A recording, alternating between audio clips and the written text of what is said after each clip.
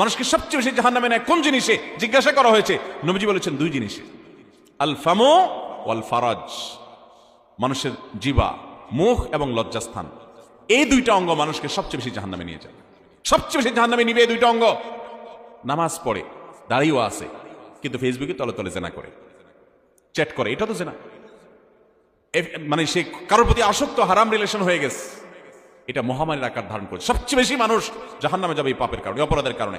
জাহান্নামে যাবেন সেটা তো আখেরাতে, দুনিয়া আপনার জীবন্ত জাহান্নাম হবে এই হারাম রিলেশনের কারণে। আমি ভালো করে সব জায়গায় বলি, নিশ্চিত করে জেনে রাখেন, হারাম রিলেশন করবেন, আপনার দাম্পত্য জীবনের সুখকে আল্লাহ তাআলা হালাল রাখবেন না, এটা আপনার জন্য হারাম হয়ে যাবে। দাম্পত্য জীবনের সুখ আপনি পাবেন না। যদি কেউ পায় বিচ্ছিন্ন ঘটনা, আল্লাহ তাআলা কিছু এক্সেপশন রাখেন, সেটা ভিন্ন কথা, তবে সাধারণত এটা হয় না। অতএব আমাদের যৌবনকে আমরা হেফাজত করবো তো ইনশাআল্লাহ।